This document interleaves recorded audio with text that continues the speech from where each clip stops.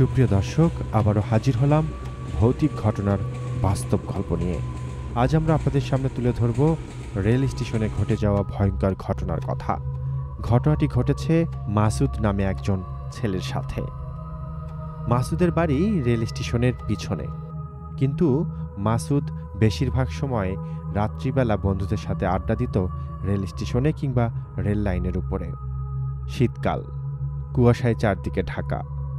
মাসুদ ও তার বন্ধুরা মিলে চিন্তা করল খিচুড়ি পার্টি করা হোক। খিচুড়ি পার্টির আয়োজন করবে এবং সেটা খাওয়া হবে। বলে রাখা ভালো যে স্টেশনের কাছে তাদের বাড়ি, সেই স্টেশনের অনেকগুলো দোতলা রুম দীর্ঘদিন যাবৎ পরিত্যক্ত অবস্থায় পড়ে আছে। দেখলেই মনে হবে একটা ভুতুড়ে বাড়ি।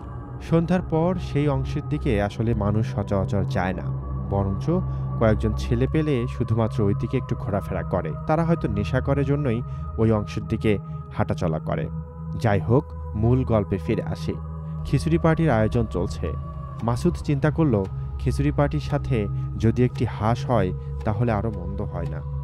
তাই তার বন্ধুদের সাথে যুক্তিবুদ্ধি করে পাশের গ্রামে গিয়ে তার পরিচিত এক বন্ধুর বাড়ি থেকে একটি হাঁস নিয়ে আসে।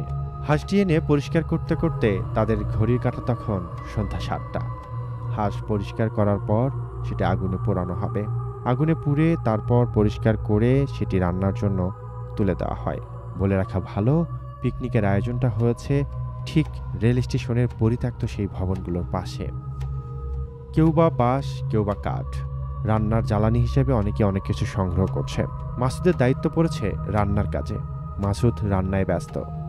যখন রান্না করছিল তখন জ্বালানি কম পড়ার কারণে মাসুদ সবাইকে বলে, যে যা পারিস, যেখান থেকে পারিস জ্বালানি কুড়ে আন। তার বাকি বন্ধুরা জ্বালানি কুড়াতে গেল। মাসুদ আপন মনে রান্না করতে লাগলো। রান্না করতে করতে মাসুদের কেমন যেন মনে হচ্ছিল তার পিছনে কিছু একটা শব্দ করছে। মাসুদ পিছনে ঘুরে তাকালো। ঠিক তার একটু পিছনেই দেখতে পেল কালো একটি কুকুর। কুকুরটি মাসুদের দিকে তাকিয়ে আছে। মনে হচ্ছে দীর্ঘদিন যাবৎ কুকুরটা কিছু খায় না। মাসুদ কুকুরটাকে তাড়িয়ে দিল। কুকুরটা যেতে চাইছিল না। মাসুদ চুলা থেকে একটি লাকড়ি বের করে আগুন অবস্থায় কুকুরের দিকে তেড়ে আসলো। আগুন দেখে কুকুরটা ভয়ে দৌড় দিল। কুকুরের দৌড় দেখে মাসুদ হাসতে লাগলো আর বলতে লাগলো, কেন এখন দৌড়াস কেন? তারপর আবার রান্নার দিকে মন দিল মাসুদ। এদিকে দীর্ঘক্ষণ হয়ে গেল তার বন্ধুরা খড়ি আনতে গেছে, বাট এখনো ফিরে আসেনি। মাসুদ চিন্তা করছে এরা গেল আর আসে না কেন। চারদিকে কুয়াশায় আচ্ছন্ন। ঘড়ির কাঁটা তখন রাত 9:30। কিছুক্ষণ পর মাসুদ পায়ের আওয়াজ পেল। সে ভাবল তার বন্ধুরা হয়তো খড়ি আনছে। মাসুদ অপেক্ষা করল। এদিকে চুলার আগুন নিভু নিভু অবস্থায়। প্রায় খড়ির অভাবে আগুন নিভে গেছে। মাসুদ চিন্তা করতে লাগলো এরা এখনো আসে না কেন। সে পকেট থেকে ফোন বের করে তার বন্ধুদের প্রত্যেককে কল দিল, কিন্তু কারো ফোনেই কল ঢুকলো না। এখন এই রান্না করা অবস্থায় এই তরকারি মাংসগুলো রেখে সে যেতেও পারছে না, কারণ হুটহাট করে কুকুর যদি সেগুলোতে মুখ দেয়।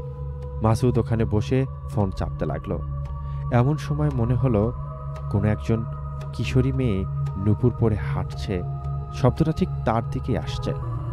মাসুদ আচমকা তাকালো সামনের দিকে তাকানোর পর মাসুদ দেখতে পেল ঠিক রেল স্টেশনের পরিত্যক্ত ভবনের উপরে কোনো একজন মেয়ে হারকিন জ্বালিয়ে হেঁটে বেড়াচ্ছে। এটা দেখে মাসুদ রীতিমতো ভয় পেয়ে গেল। মাসুদ চিন্তা করল এই সময়, এই রাতে, আর এই পরিত্যক্ত ভবন যেখানে তার জন্মের 18 বছর পেরিয়ে গেছে, একদিনও দেখল না ওই বাসায় বা ওই ছাদের উপরে কাউকে, কিংবা ওই পরিত্যক্ত ভবনে কাউকে ঢুকতে। সেখানে রাতের বাজে প্রায় 10টা, আর হারকিন জ্বালিয়ে এ কোন মেয়ে? দেখতে অপরূপ সুন্দরী। মাসুদ ভয়ে ভয়ে তার দিকে তাকাতে লাগলো। কিছুক্ষণ পর হারকিনের আলো বন্ধ হয়ে গেল। সঙ্গে সঙ্গে সেই কিশোরী মেয়েটিও অদৃশ্য হয়ে গেল।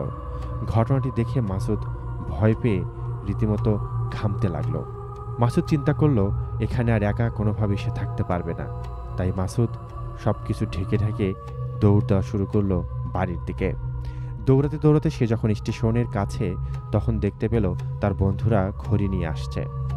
মাসুদ রেগে গিয়ে বলল, তোদের এতক্ষণে সময় হলো খড়িয়ানা। তার বন্ধুরা মাসুদের অবস্থা দেখে বলল, কি হয়েছে তোর? এত ঘামছিস কেন? আর এভাবে দৌড়াচ্ছিসই বা কেন? মাসুদ কোনো কথা বলে না, বলে চল তাড়াতাড়ি। তখন সবাই মিলে গিয়ে সেই রান্নার জায়গায় পৌঁছালো, কিন্তু দেখতে পেল ঢাকা অবস্থা থাকাতেও সেগুলো এলোমেলো হয়ে পড়ে আছে। নিশ্চয়ই কোনো কুকুর বা শিয়াল এসে সবগুলো মাংস নিয়ে গেছে। চালগুলো মেঝেতে পড়ে আছে। এসব দেখে মাসুদের বন্ধুরা রাগারাগি করলো, একটু অধৈর্য হয়েছিস? তোকে কে বলেছে যেতে? এসব রেখে আজকে খাওয়াটাই নষ্ট হয়ে গেল। মাসুদ আর কোনো কথা বলে না। সবাই মিলে তখন হাঁটতে হাঁটতে চলে এলো রেল স্টেশনের কাছে। মাসুদের মন খারাপ, এত শখ করে আয়োজন করলো অথচ সেটা খেতে পারলো না। দোকানের পাড়ে বসে কিছুক্ষণ আড্ডা দিল সবাই মিলে। তারপর ঠিক রাত 12টা যে যার মতো বাড়ির দিকে রওনা হলো। মাসুদ দোকান থেকে একটা সিগারেট নিয়ে সেটি জ্বালালো। সিগারেট টানতে টানতে মাসুদ বাড়ির দিকে হাঁটছে। হাঁটতে হাঁটতে ঠিক রেল লাইনের একটা কর্নারে সে কাউকে হাঁটতে দেখছে। মাসুদ ভাবল হয়তো তার গ্রাম থেকে কেউ এসে এত রাতে রেল লাইনে হাঁটছে, কিন্তু এই শীতের মধ্যে কারো তো আসার কথা না। চারদিকে কুয়াশায় আচ্ছন্ন, একটু সামনেও দেখা যাচ্ছে না। মাসুদ পকেট থেকে ফোনের আলো জ্বালালো, জ্বালিয়ে এগোতে লাগলো। কিন্তু মাসুদ যত এগোচ্ছে সামনের ব্যক্তি ঠিক ততই জোরে হাঁটছে। মাসুদ পিছন থেকে ডাক দিল, এই কে রে? এত জোরে হাঁটছিস কেন? দাঁড়া। কিন্তু কোনোতেই কোনো কিছু কাজ হলো না। লোকটি হাঁটছে তো হাঁটছে। মাসুদ কৌতূহলবশত তার পিছু নিল। পিছু নেওয়ার পর দ্রুত হাঁটতে লাগলো। কিন্তু মাসুদ যত দ্রুত হাঁটছে সামনে সেই লোকটি তত দ্রুত হাঁটছে। এবার মাসুদ একটু ভয় পেয়ে গেল যে কি হতে পারে এত দ্রুত হাঁটবে। এবার মাসুদ ওই সামনের ব্যক্তির পিছনে দৌড়ানো শুরু করলো। কিন্তু মাসুদ দেখলো সামনের ব্যক্তির ঠিকই হাঁটছে, কিন্তু এত দ্রুত সরে যাচ্ছে কিভাবে সামনের দিকে। এটা দেখার পর মাসুদ দাঁড়ালো। দাঁড়ানোর পর মাসুদ সিদ্ধান্ত নিল, না আর ওদিকে যাব না, যে হয় হোক। মাসুদ পিছনে ফিরে বাড়ির দিকে হাঁটা শুরু করলো। কিন্তু হাঁটতে গিয়ে ঘটল বিপত্তি। কে যেন মাসুদের পায়ে হাত দিয়ে টেনে ধরে আছে। মাসুদ চমকে উঠল, কি ব্যাপার? মানুষের হাতের ছোঁয়া পেলাম মনে হচ্ছে। কে? মাসুদ পকেট থেকে আবারও ফোনটা বের করলো। বের করে টর্চ জ্বালিয়ে পায়ের দিকে ধরল। দেখে মাসুদ রীতিমতো অবাক হয়ে গেল। একটি হাত, অথচ কোনো দেহ অবশেষ নেই। কাটা হাত। মানুষের শরীর থেকে টেনে পড়ে কাটলে যেরকম হাত খণ্ড হয়ে পড়ে থাকে, ঠিক সেরকম একটি কাটা হাত মাসুদের পা ধরে আছে। মাসুদ রীতিমতো ভয় পেয়ে চিৎকার দিয়ে উঠল। চিৎকার দেওয়ার সঙ্গে সঙ্গে মাসুদ অনেক চেষ্টা করলো হাত থেকে পাটি ছাড়িয়ে নেওয়ার জন্য। মাসুদ কোনোভাবেই সেই কাটা হাত থেকে তার পাটা খুলতে পারছিল না। মাসুদ ওই অবস্থায় বাড়ির দিকে দৌড়ানো শুরু করলো, কিন্তু কাটা হাতটা তার পায়ের সাথেই লেগেছিল। সেটিও পায়ের সাথেই দৌড়াতে লাগলো।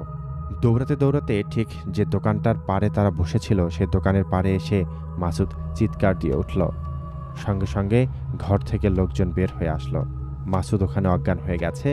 মাসুদ অজ্ঞান হয়ে পড়ে আছে দেখে মানুষ ভাবল কি হলো এর, কোনো কিছু হয়েছে কিনা। মাথায় পানি দেওয়া, মুখে পানি ছিটানো। কিছুক্ষণ পর মাসুদের জ্ঞান ফিরল। মাসুদ সমস্ত ঘটনা খুলে বলল, তার সাথে যা যা ঘটেছিল। সবাই একটু অবাক হলো যে কি হলো, কি হয়েছিল। তখন মাসুদ ঘটনাস্থলে সবাইকে নিয়ে গেল, ঠিক এই জায়গাটাতে, যে জায়গাটাতে তার পায়ে হাত ধরেছিল। একটা হাত, কাটা হাত তার পা ধরেছিল যে জায়গাটাতে, ঠিক সেই জায়গায় সবাই পৌঁছালো। সবার হাতে লাইট জ্বালালো। কোথাও কোনো হাত নেই, কোথাও কোনো রক্তও নেই। সবাই ভাবলো যদি কাটা হাতও হয় বা ট্রেনে কাটা পড়েও থাকে, যদি লাশ রেল লাইনের আশেপাশে পড়ে গিয়ে থাকে, তাই চাতুর্পাশেই খোঁজা হলো, কিন্তু কোথাও কোনো মানুষের লাশ পাওয়া গেল না। কাটা হাত তো নেই, কোথাও কোনো এক ফোঁটা রক্তও নেই। অথচ মাসুদ সেখানে রক্তের বন্যার মতো রক্ত ভেসে যেতে দেখেছে। রীতিমতো ঘটনাটি সে সময় একটি আলোড়ন তোলে। মাসুদকে ফকিরের কাছে নিয়ে যাওয়া হয় ঝাড়ফুঁক করানোর জন্য। নিশ্চয়ই মাসুদ ভয় পেয়েছে। এই ঘটনার ঠিক কিছুদিন পর ঠিক ওই জায়গাতেই একজন কিশোরী আত্মহত্যা করেছিল ট্রেনের নিচে কাটা পড়ে। সবাই ভেবেছিল হয়তো এই ঘটনা মাসুদের সাথে অগ্রিম ঘটে গেছে কোনো একটা ইঙ্গিত দেওয়ার জন্য। বিষয়টি নিয়ে সবাই খুব চিন্তিত ছিল। এরপর দীর্ঘদিন মাসুদ অসুস্থ হয়ে বিছানায় পড়েছিল। মাসুদের সাথে এই ঘটনাটি ঘটেছিল ঠিক শীতকালে। বন্ধুরা, আমরা আজকে যে ঘটনাটি আপনাদের সাথে শেয়ার করলাম, এটি মাসুদের সাথে ঘটে যাওয়া একটি ঘটনা। এমন ঘটনা রেল স্টেশনে প্রতিনিয়তই ঘটে। রেল লাইনে অনেকেই আত্মহত্যা করে। রেল লাইনে যে জায়গাগুলোতে মানুষ আত্মহত্যা বেশি করে, সেই জায়গাগুলো ভৌতিক অবস্থায় পড়ে থাকে। আমরা আজকের ঘটনাটি শেয়ার করলাম। এই ঘটনা ঠিক যে জায়গায় ঘটেছিল, ঠিক সেই জায়গায় আমরা সরাসরি উপস্থিত হয়ে সেখান থেকে আপনাদের সাথে লাইভে যুক্ত হব। ততদিন পর্যন্ত সবাই ভালো থাকুন, সুস্থ থাকুন।